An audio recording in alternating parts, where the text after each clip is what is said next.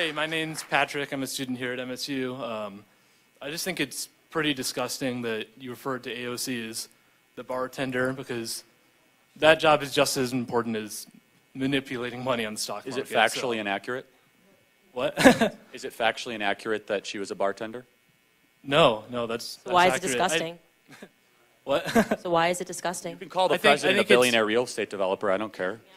I think it's demeaning to her by just calling her a bartender. You know? It's demeaning to talk about someone's work history? No, but the way you said it made it sound like that's Okay, I used to bartend and waitress, so what's your question? Okay. Never mind. But also I was wondering, Candace, why you didn't debate Kyle Kalinske from Secular Talk. What he says is that he was in coordination with the people at Politicon, and they actually said that you weren't ready for debates. Okay, so this is one of the weirdest internet rumors I ever heard about myself. I didn't attend Politicon. I didn't attend Politicon because I was in my sister's wedding. So I don't know why someone thought I was debating someone in California when I had a wedding in Connecticut, but I never, it's just an internet myth. Will you do it next year? I don't really, who's Kyle Kalinske? Yeah, it's kind of like punching down for Candace, to be honest, so. I'd like to debate AOC. I respectfully disagree.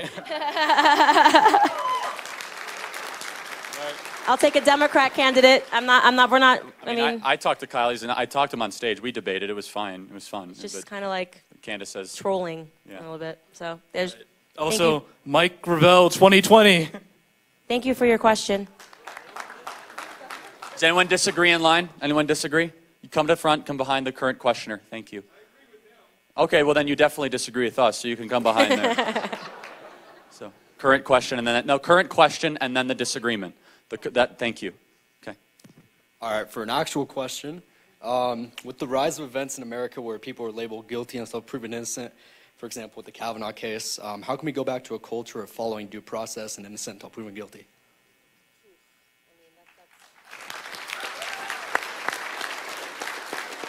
This one gets me really fired up because, listen, and this is why I say that I'm not a feminist. I think it's so important for women, level-headed women, to find their voices and to speak out against the radicalization of feminism, because what they're doing is trying to remove due process and saying you should just believe someone because they're a woman, because that's the most absurd thing I've ever heard.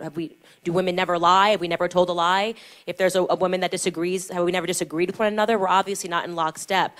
So I actually think that, and I'm talking specifically in terms of radicalized feminism, which led to the Brett Kavanaugh hearings, I think it's going to take women finding the courage to stand up against these pussy hat wearing liberal women who are trying to create topics that make people feel really uncomfortable, right? Of course, every single person in this room would be supportive of a sexual assault victim or a rape victim, and I have tremendous sympathy for any woman that lives through that.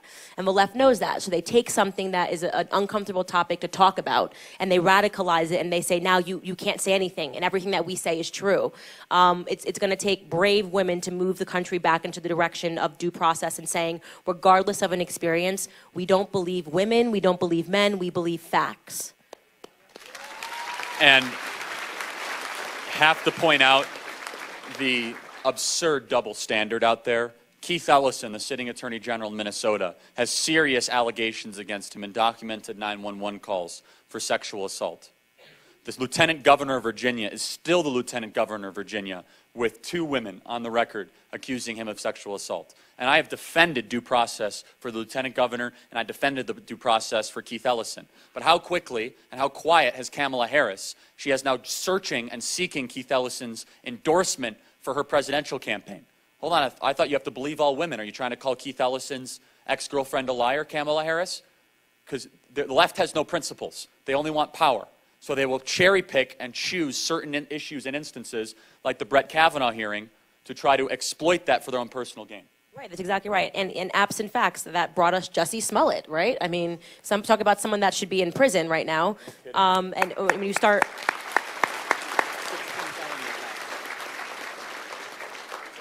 Thank you for the question. Thank you for the question. We have to hold the mic. Thanks for having me up here. I appreciate you letting me skip everyone. So my question to you is, we hear a big game from Turning Point USA and the right on how you want to reduce the size of government, when in fact Government under conservative leadership here the past, I don't know, 8, 10 years has not been reduced. And you still talk about increasing it. The wall, farm subsidies, I could go on. So my question to you is, what do you plan on doing to reduce the size of government? How do you plan on pressuring your elected officials to reduce the size of government when in fact they're not doing it? They're only increasing it. Well, look, I mean, the Trump budget itself reduces government. It closes federal agencies and merges all of them. You know that there's been more federal workers that have left the federal bureaucracy than have been hired under the Trump presidency. Did you know that? No, I did not. So before you start I'd like to to say, see some numbers, though.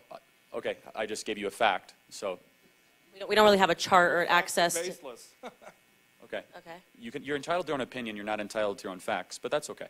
So under President Trump, every single budget he's submitted to Congress reduces the size of government.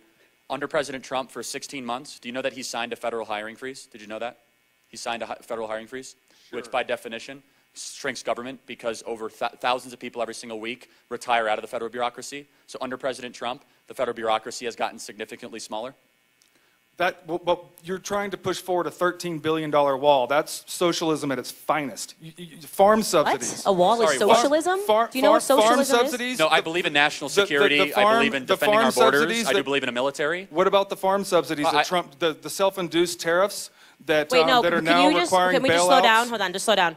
Please explain to me how a wall is socialism, because that's the craziest definition of socialism I've ever heard. It's taxpayer funds going towards the good of society. Is police socialism?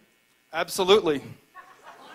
Police and fire protection, public schools, So all government public is socialism? lands, it's all types of So you socialism. believe all government is socialism? No, those are municipalities. Any taxpayer subsidy that's put towards the common good of society in whatever context you think common good of society is a type of socialism. And everybody here uses those types of programs. You got public lands, public roads. I'm sure everybody in here likes to go shoot their guns on public lands. Well, first of all, government takes care of a couple that. interesting facts, though, because a lot of public lands are actually paid for by hunting licenses. Therefore, the people that purchase the hunting licenses are the ones that are paying in. Secondly, the number one funder in the federal government that actually funds our transportation system is the federal gas tax. That's actually factored into your purchase of gasoline. So a lot of ways we have user taxes for the things that you're describing as socialism. So the more you drive, the more you pay into it. The more you hunt, the more you pay into it. Now, to your interesting convoluted point that every layer of government is socialism goes directly against the author of Socialism's treatise. Socialism is the public ownership of such industries. So exactly, and you know what? And those include worker co-ops, which I'm sure everybody here shops at the community co-op, right? No. No. Well, if you do, or let me say this: Town and Country. Who shops at Town and Country here? That is a worker co-op, and it's a type of socialism. But it's all voluntarily. The hypocrisy here is it's pretty really overwhelming. So let me tell you, you know what's amazing about a capitalist system is you can voluntarily be in a co-op. So no one's forcing Town and Country to be in a co-op.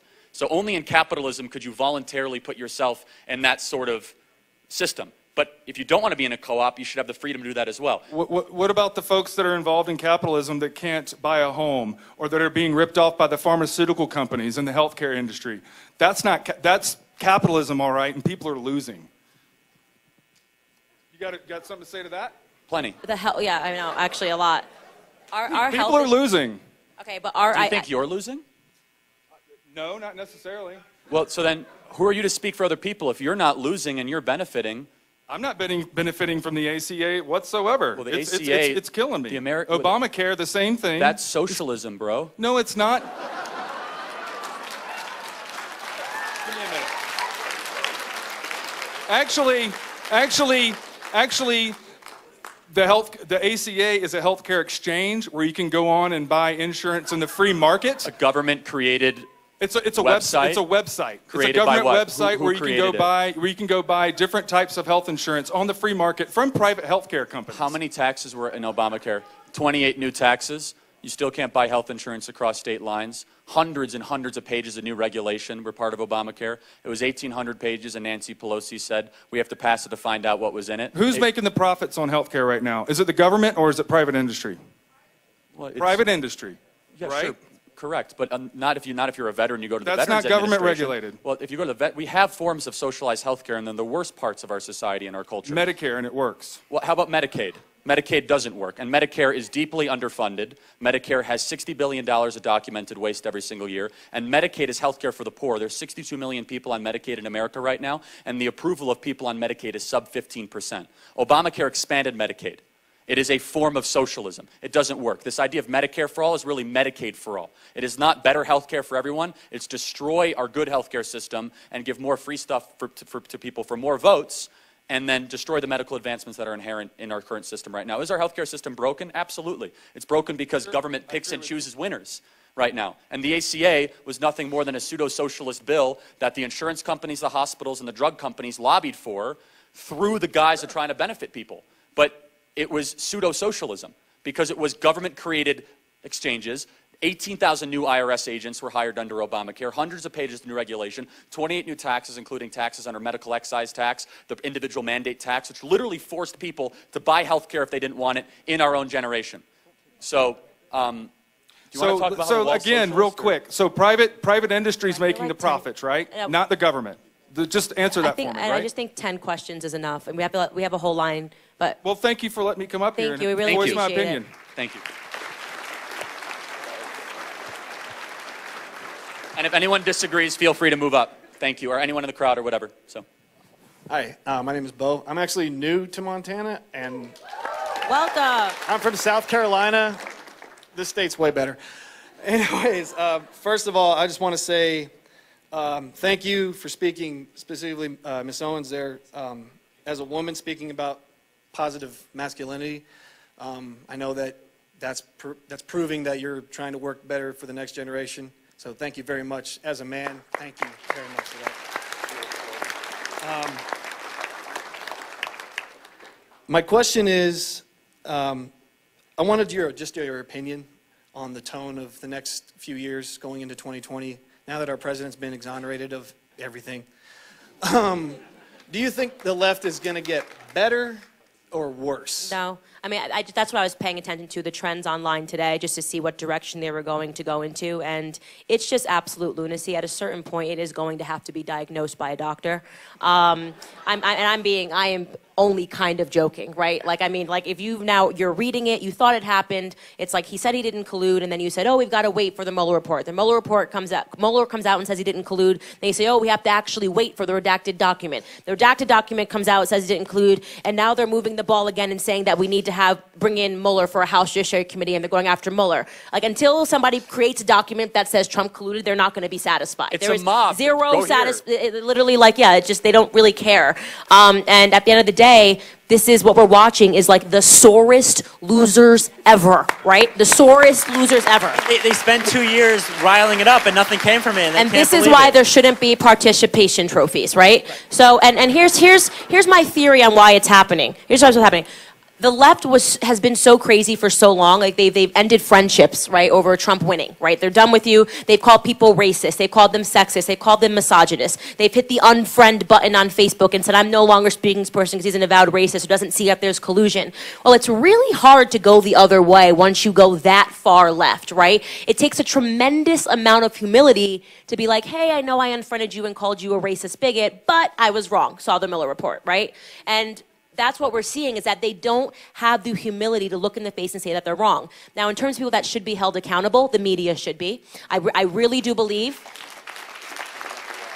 the media, the FBI, the division and the hate and the lunacy that they have sowed in this country is unprecedented. I honestly, we'll be talking about this for centuries and centuries, the Trump presidency. So unfortunately, to answer your question, my opinion is no. They're off the deep end now, but I do think that the more moderate Dems are coming over to our side, and I think that Trump 2020 will be a landslide. Thank you. thank you. Hello again.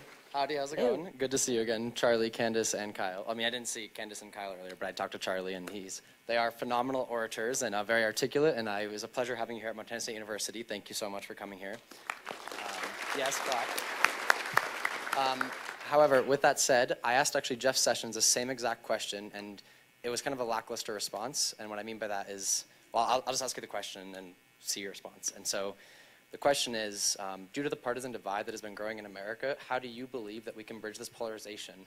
But sorry, can you hear me? But on top of that, do you think the two-party system is adequately working to represent the Democratic Republic of America?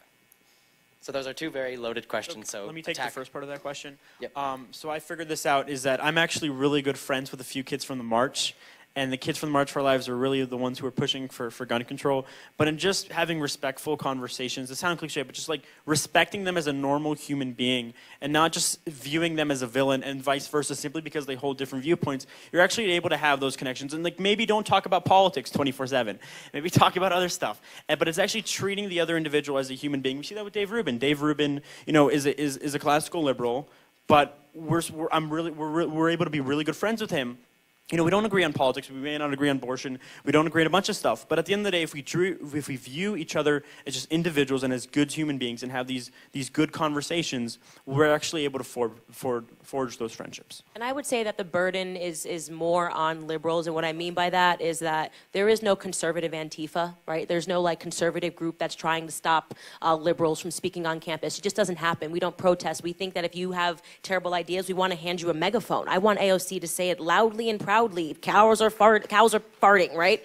Because if your idea isn't good, we can defeat it with our better ideas. We believe in debate. Like you see, you're welcome here. You're never going to have people shout you down. Unfortunately, we don't get the same treatment on the other side. We have to sneak in through kitchens and basements to get in because there's protesters and people that are threatening. We got bricks were threatened to be thrown at us at this event. So I would love to welcome a dialogue and to say like, hey, we just need to all get in the room and kumbaya. But unfortunately, I think that the burden is going to be more on you and your peers by saying, hey, I attended an event and they treated me like a normal person, and you should come and maybe hear what they have to say.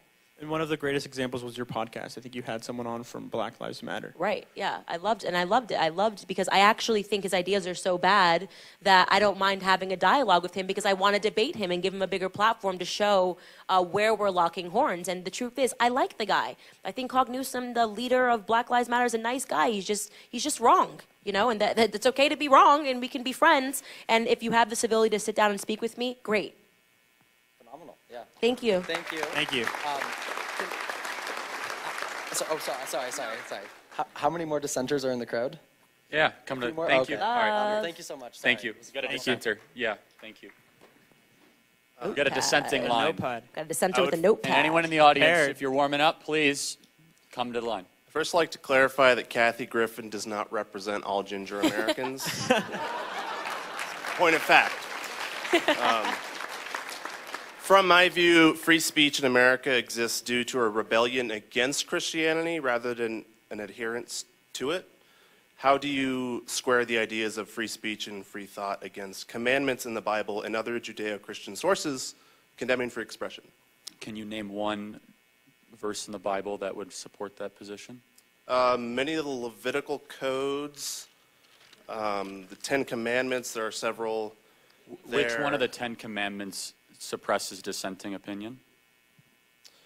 The commandments against coveting, that's convicting you of thought crime. You can't even think about desiring to have something. The adherence to the Sabbath, if we were to follow that, we would lose our Sunday papers, our Monday papers, and Ben Shapiro's Sunday special. And then honor thy father and mother, that is compelled speech, and in Deuteronomy 20:12, offered with reward. So there are multiple examples, mainly from the Old Testament and also a few from the New Testament. So I have to give you credit. I've never got this question before. But I'm going to tell you why you're wrong from a Christian perspective, because you specifically said Christianity. So in the Christian gospel, I'm an evangelical Christian. In the Christian tradition, we believe there's an old and new covenant. And Jesus, the Son of God, God in three parts, and we celebrate that this week, this Holy Week. Tomorrow we remember his death, and on Sunday the resurrection. He specifically wrote a new covenant for his people. Now, he did not say the old was wrong, but he said, instead of an eye for an eye, turn the other cheek, for example. Don't forgive a person once, don't forgive them 7 times, forgive them 77 times 7 times. He went so many steps further than that of, at the time, the current rabbinical tradition. Now, what was fundamental towards Jesus' teaching? Jesus, in my personal opinion, was one of the greatest documented free speech advocates in world history. Yeah, and that was in challenge to the established religion. And then in later centuries, we see that, if you will, more Jesus-like people who were let's talk about, you said Christianity. I want to focus on that. Okay. So he was challenging the current ruling class, which was the Pharisees that had a relationship with the ruling Roman Empire, right? So when he said, he essentially had sessions such as Matthew 5, which was the longest part of his entire gospel, essentially all of his teachings, Matthew 5 from the Beatitudes, where he allowed people to ask any question at any time. When someone threw an insult at him or someone threw something at him, he did not discount them, he embraced them. That's a unique and particular Christian teaching, is the embracing of other ideas and loving your enemies. He specifically says to love those enemies, not to shut them up, not to go after the Pharisees and tell them they can't be talking anymore. And to your Sabbath point, in the Christian gospel, Jesus picked grain on the Sabbath, so he did work on the Sabbath. And so I would challenge you to indict Christianity towards somehow being antithetical towards free speech, because in the 4 Gospels we have of Jesus' life on earth, it was actually a defense and reinforcement of the values that built Western civilization. Loving your enemies, freedom of discussion, civil dialogue, voluntary exchange, caring for the poor, communities matter first, and the creation of the church. Can I cite scripture maybe? Matthew 12:31, all manner of sin and blasphemy, which is the go-to throughout history of free speech, shall be forgiven unto men, but blasphemy against Holy Ghost shall not be forgiven unto men. So you can criticize other men and people, but you can't criticize God or the Holy Ghost. Well, so now you're talking about spiritual ramifications. You're not talking about if you should shut somebody else if they're sinning.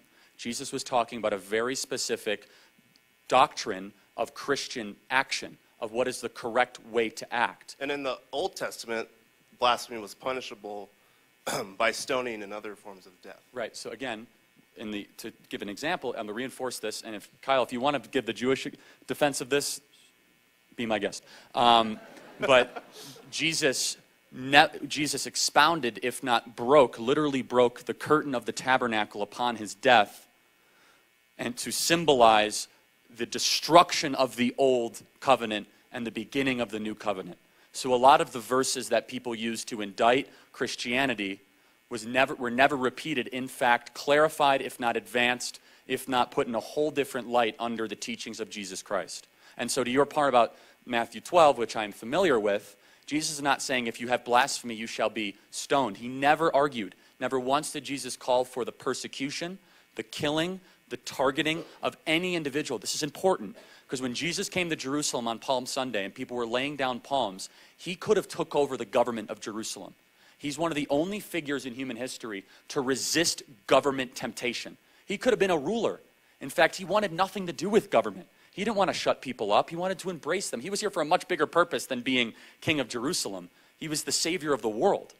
And so I'm very intrigued by your questioning, disagree with it, but find me another figure that allowed disagreement and dissent as much as Jesus Christ did. That's what built the ethos of discussion and debate and dialogue that we enjoy today, from Jesus literally allowing forums of hundreds, if not thousands, of people to come and ask him anything. Do I have a follow-up? I will say, I think that was actually one of the most interesting questions that we ever received, so thank you for that. Yeah. Thank you so much. Hi. Hello. So I'm occasionally pop my head into the political atmosphere, see what it's like. This has been a very educational experience for me, so thank you so much. Thank you. Thank you. And I had a big question for Candace, and forgive me if I'm a little behind if there's been a big change for it, but there's a huge movement for implicit bias to be taught for cops to help change or revolutionize and ensure a stop to police brutality in a lot of communities, specifically that are a high percentage of blacks. And I was wondering if that is a positive change that you can see in the police force, or if we should move to something more, or we shouldn't, or we don't need to act at all with the police system right now. That's a good question. I obviously, I'm anti-Black Lives Matter because I think the entire thing was built on what was fundamentally a myth, which is the idea that Black Americans were being targeted by police officers when we know, in fact, that by rate, white men are killed more often unarmed by police officers, and Hispanic people are killed more often by police officers. But here's the important part. Police officers are 18.5 times more likely to be shot unarmed, to be shot by a black man than the other way around. So some of the things that we're talking about when you say that police officers go into a certain neighborhood and they're more fearful, it could be because black people are committing more crimes, right? And if your life is contingent upon you understanding the statistics of what your chances are going into certain neighborhoods versus other neighborhoods, they could be, you know, a little bit more on edge. But again, we're talking about something that shouldn't even be a discussion. You have a higher chance as a black American of being struck by lightning than you do by being shot unarmed by a police officer. So I think the entire thing was born out of a movement that was built on fluff, and it needs to just die. And we need to be embracing police officers, because I'll tell you what, they are the ones running into black neighborhoods saving black men.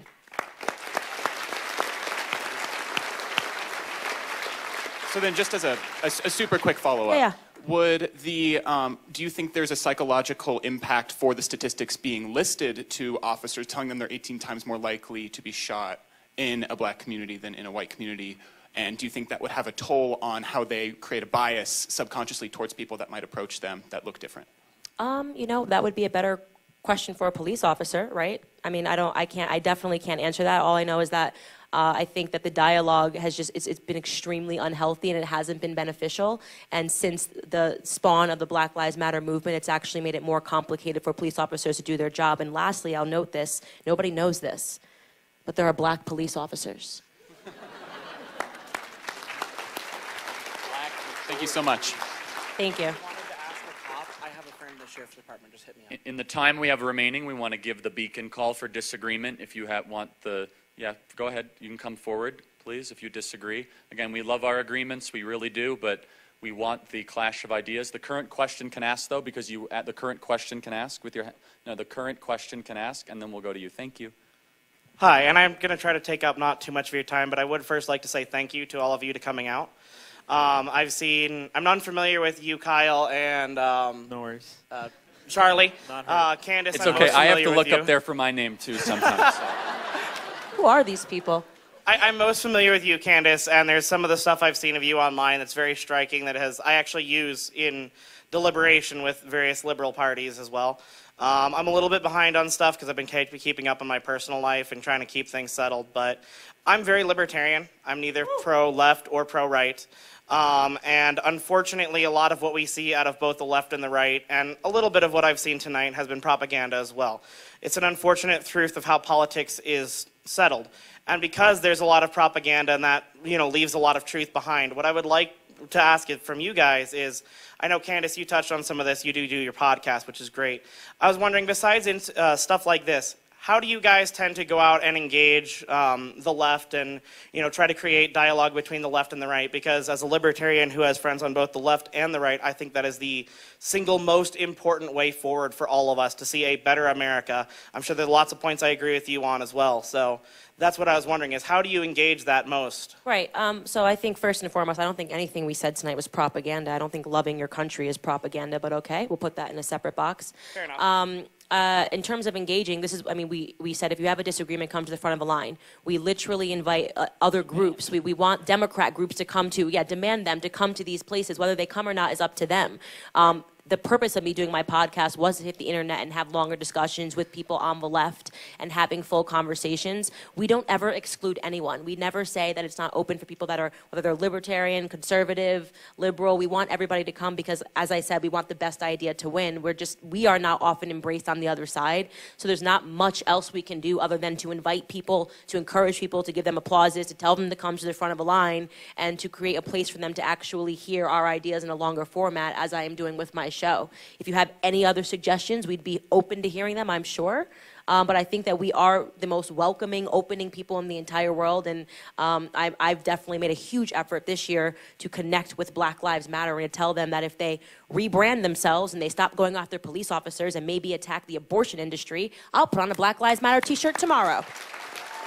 And I would just like to say that I agree with you on that point entirely.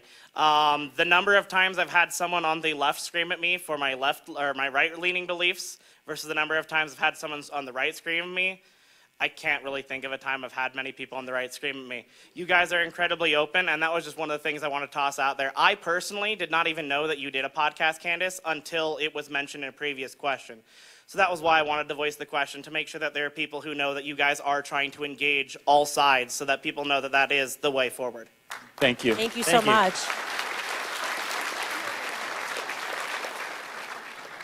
Hello. Yeah, thank you.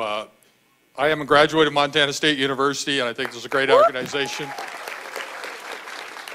I have acquired a number of patents on a product that I created, and so I believe there is an amazing opportunity in this country as well, and I was a successful entrepreneur. However, I am concerned about the rich-poor gap that's happening. It's also shown in Harvard Business Review. It's a fact that the rich are getting richer and the poor are getting poorer. Or there's a bigger gap there that should be. It's getting larger. What is the Republican Party doing to address that gap, and also the tax code, which has gotten so complicated the average person can't understand it, and also the whole Medicare program? I've got a guy who's a PhD in psychology, and he says he can't figure out where his bills are coming from and who's paying him. He just writes them a check however it works out. So these are the issues that I think you really need to start addressing, and I haven't heard anything about that. I'd like to hear something on that. Sure. It's okay if you don't know, but do you know where the wealthiest counties in America are by any chance? The wealthiest counties in America are? That's irrelevant. We want to know what's the difference between the haves and the have-nots. It's actually very Actually relevant. Really relevant. So let me tell you why. The wealthiest counties in America, 8 out of 10 of the wealthiest counties in America are around Washington, D.C. And they used to be around cities like Chicago, Detroit, Philadelphia, cities that made stuff that were centered on manufacturing and entrepreneurialism. But why all of a sudden are the wealthiest counties around D.C.? What does D.C. make? They make laws and regulation, and they reward insider crony deals for the lobbyists that have proximity to certain lawmakers. How did we get to be from a country that used to reward hard work and ingenuity and made stuff and entrepreneurialism away from that? Well, the answer is very simple. As government grows, those that are close to government will get rich with it. The wealth gap is most exacerbated. The greatest wealth inequality is around Washington, D.C., is around the people that are living in the ruling class, the people that are lobbyists and trial lawyers and that work for the companies that benefit from defense contracts in Fairfax County and beyond. And then the middle America, the part of the country that was disenfranchised greatly by both political parties over the last 30, 40 years that rose up to elect Donald Trump. So our position on it is the further we got away from the free market and that we started to reward crony insider deals, which is not capitalistic at all, it's cronyism. It's not capitalistic. There's nothing capitalistic about Dodd-Frank. Dodd-Frank did nothing but empowered the very big banks that Chris Dodd and Barty Frank thought they were going to go after, even though more community banks have closed since the passage of that bill than ever before, and the big banks are only expanding their portfolios and expanding their earnings and expanding their profits. So our solution, first and foremost, is the bedrock of America, which is entrepreneurs. And just because we didn't mention it doesn't mean we haven't mentioned it before. It's not exhaustive, but our position is quite simple, that the greatest way to solve a problem is to increase freedom and liberty for individuals in any certain capacity and not reward people that are closest to D.C. the merits of the fruits of that labor. And never before in our country's history have we seen such a digression towards D.C., where they don't make anything of value. No one in this room consumes a product every single day that comes out of Washington, D.C. If you do, I'd be amazed and I'd love to hear about it, unless it's a rule, a law, or a regulation making your life harder. If you're a farmer or a rancher, I guarantee you deal with the Employment Prevention Agency. I mean the Environmental Protection Agency. If you're, everyone in this room deals with somebody from D.C. somewhere in your life, in some capacity, and they're the ones that have the $130,000 a year jobs and the pensions, and they're impossible to fire, and there's something unequal about that. So. But why has this gone away? Why is the gap getting bigger in the last 20, 30 years, 40 years?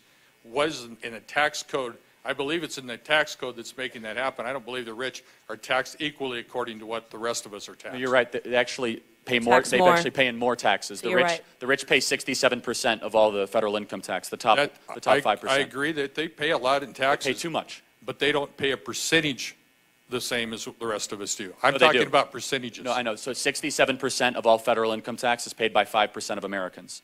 So and that's a crime. You're right. It should be a lot lower than that. It should be. 67% of all taxes shouldn't pay all the taxes. All of us should. You're not listening to what I'm saying. 5% of the American people account for 67% of all the taxes. And that's a shame because they own all the wealth. Therefore, they have to pay that much in taxes. That wealth should be more distributed so that all of us are paying into this because it disenfranchises. No, that's theft. That's theft. That's not how America works. No. When Mitt Romney said that he only paid $15 million on his $40 million income, that tells me that he's paying a lot less percentage taxes than I have paid. I actually don't know Mitt Romney's tax situation, so I can't really speak to that. It was public knowledge. Okay, I can't really. I'd have to know more about that situation. But the idea that because somebody finds success, they should somehow be paying more or be paying taxes for everyone is literally the definition of theft. I just want the same percentage. So I think we should have a 10% flat income tax in America. No deductions, no exemptions. Same for everybody. Thank you. You've been Thank you. You've been great. Great orators. I appreciate it. God bless you. Thank you so much.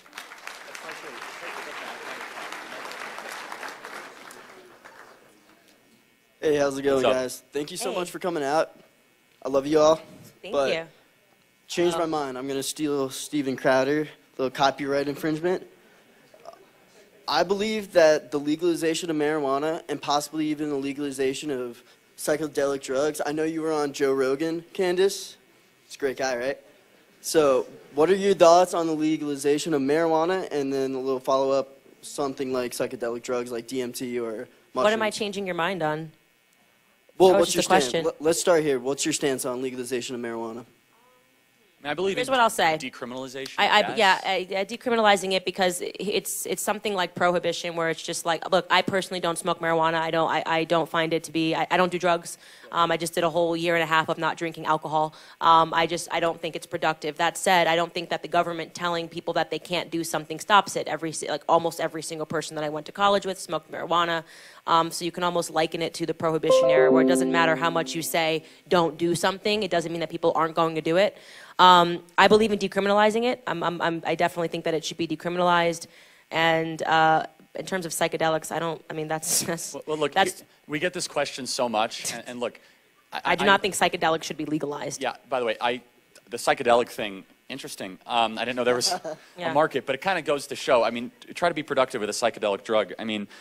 Yes. It's just scary if you're seeing stuff and you hear about these crazy, insane murders of people that are like on bath salts, like gnawing off someone's face. No, not like bath salts. But like, where do you draw the line? Like, where do you draw the line? You're obviously seeing something that makes you want to gnaw someone's face off. Is it somewhere between shrooms and acid, or like where do you draw the line? Naturally derived substances. No, I'm not for the legalization and again, of psychedelics. I know this is iffy. I'm not totally sure on where you draw being the line. able to see stuff. Like if you think a giraffe is up here right now, and then like you're gonna like hunt it. I'm not for legalization of something that completely transforms what you can see. I mean, I will say this, and Candace and I, we're for decriminalization. We love freedom, but just the overemphasis on this stupid weed debate just really ticks me off, honestly. Just because, like, do your life, that's fine, but don't glorify it. Don't act like your life is going to get better because you do weed. Don't tell me that all of a sudden Can you tell that Charlie doesn't do drugs? Do weed. I mean, do weed. I've never done weed in my life. I don't plan to. No, but seriously, if you want the freedom to do it, like, fine, but like, is it the overemphasis and just the movement for it? It's so evangelistic. Go smoke. Don't tell other people to go do it. Yeah, I'm not saying. I'm not saying you, but it's just we get this question all the time where I'm afraid that the freedom will then come with the glorification of the lifestyle. And I know some bums that smoke weed and their lives are screwed up because of it. Right. And that's fine. They should have the freedom to screw up their life. I shouldn't pay for their government benefits though. Are you kidding me? Make them take a drug test. And so. Yeah, I mean, we're freedom people. Like, if you want to make a decision that's not beneficial to yourself, but you're not going to hear me say a good thing about weed. You're just not. I mean, I think in some cases, medically, it could be better than the ridiculous pharmaceutical companies. I do think there's a case for that. But recreationally and turning it into a whole lifestyle, I don't think you're going to become a more ambitious, better person over 10 years. And I'm sure there's there's outliers to that. I'm positive there are, so I'm not trying to make too broad of a stroke. But I'm just fascinated by this is the #1 question that we get. So. Well, we are on college campuses, Charlie. Thank you. Thank you. Thank you all. Well, I'm kind of going to piggyback off of what he said, but this is going to be a more in-depth question. How do you guys feel about consensual crimes in terms of prostitution, gambling, and all hard drugs being legalized?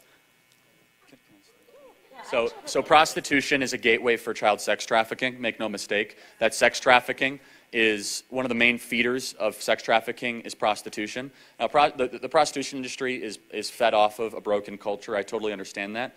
But I'm just totally against legalized prostitution. I've never seen where that has been decriminalized. The culture actually gets better. In Vegas, for example, you have an entire industry of people that fly in from around the world, and it's really, really horrible things happen. And so, personally, I'm very committed to ending sex trafficking in this country. I think it's one of our great sins. And anything that feeds off of that in any way, capacity, I would want to end. And gambling with the right licenses, I'm fine with. I mean, gambling, I'm very open for. Well, it's said that the oldest profession is prostitution. Stonemason, not prostitution. Okay, second oldest. In a well-regulated market, wouldn't you agree that there would be a decrease in child trafficking? No, because it hasn't proven to be true. Las Vegas is the second biggest of child sex trafficking, and they have decriminalized prostitution. It's not legal, but it's basically legal. Police barely enforce it. And there are sectors in Nevada where they do have legalized prostitution. Okay. What about the other, like all drugs being legalized? No. No. Why not? Because if you thought I was a giraffe on stage and you tried to hunt me, I'd be I'm not for, like, it's just weird, like, to say, like, all drugs. I'm talking about bath salts. Someone just ate someone's face. Like, are you guys, like, there's stories of people that are eating people's faces. Why would you legalize bath salts? In San Francisco's decriminalizing heroin. They have injection points. They have more syringes on the streets than I've ever seen before. You just can't make an argument that, wow, that's a country I want to live in. Right. You know? Yeah, I want my son to be able to see a guy injecting outside of my church. A&E? What was that show on A&E? Chris Angel, Intervention. Yeah, watch like one season of that and you will be against legalizing all drugs. Bath salts were actually legal in the terms of when the attacks happened, but the reason that they were used was because that more widely used drugs were illegal at the time. So you have these increases of research chemicals being used instead of real drugs. And that's what we're seeing is these crazy, like, homemade drugs being used instead of these proven to work drugs, if you will. What does bath salts work for? Well, no, it was the research chemical created as a way to get high legally at the time. Yeah, nope, that's a no from me. And look, I will say this, the myth that somehow decriminalizing opioids is going to lead to solve the opioid crisis is absolute BS. That somehow that if we make all these drugs legal, that's going to solve the opioid crisis in this country. The opioid crisis is breaking the back of middle America. The meth, the drugs that are coming across the southern border, there are other reasons that it is happening. It's illegal right now, and people can get access to it. If they have more access to it in supermarkets where you could actually overdose and in months be a totally different person, I don't see any evidence whatsoever how that's going to make us a stronger or more prosperous culture or country whatsoever. Right, and I think that's demonstrated by the pharmaceutical industry. A lot of these people are getting addicted in the first place because they're getting legal doses of heroin from their doctors, and then they once they're done with their prescription, they turn to the streets. So it's. Well, it was the overprescription that caused it, but now you have people who are addicted after being kicked out of their prescription. So now you have That's people what I just said. Yeah, well, right. I'm agreeing with you. I literally just said that. Yeah, but now you have people going into. Did you listen to what she said? I agree. What I'm I'm saying just is that you have people now going to heroin on the street instead of getting these legal, regulated substances and getting killed by fentanyl. They still overdose, though. The people that overdose on pills are found in the middle of the night because they overdosed on pills. But now you have people taking heroin dying. They just take more of it. Yeah, they just take more of it. When they have the pills, they just take more of it. If they can't get the pills, they turn to the street. They're dying how about either this? way. Here's like a brilliant idea. Instead of giving them injection sites, how about a drug detox program for them? I mean, it's like you do realize there are other alternatives than keeping them on a chemically addictive methadone, right? That you could actually, there's drug purification centers. There are the equivalent of AA for opioids that does amazing work in our country. And so somehow that we need to, and there is some scientific research, you can wean them off of that in a medical environment, by the way, and those are controlled areas that are usually in remote, they're sanctioned by the Health and Human Services and by the California Department of Health or whatever state that you're in, where you can wean somebody off of methamphetamines over 60 days or 90 days, not for the sake of addicting them or keeping them on there, but for actually getting them to a path of purity. What San Francisco is doing is having these injection sites that now they have lines around the door. Have you been to San Francisco lately? Don't. You can't walk around it anymore. There are needles straight up on the floor everywhere. Oh my goodness. Human These feces. needle exchange sites have ruined Seattle. They have ruined San Francisco. They have ruined LA. You can't walk anywhere. You can't go to a playground without there being needles on the ground and people were homeless Morgan, shooting we'll into do their that. veins. So thank you for your question. We'll get one more question. One more. It's fine. We got it. Thank you. Sorry, it's the last. Hello. Hey. Hello. Today I'm wearing the French garb due to the loss of Notre Dame in mourning. He said he's wearing a I'm French wearing- garb wearing due to the French- loss of Notre Dame. Yeah, in mourning.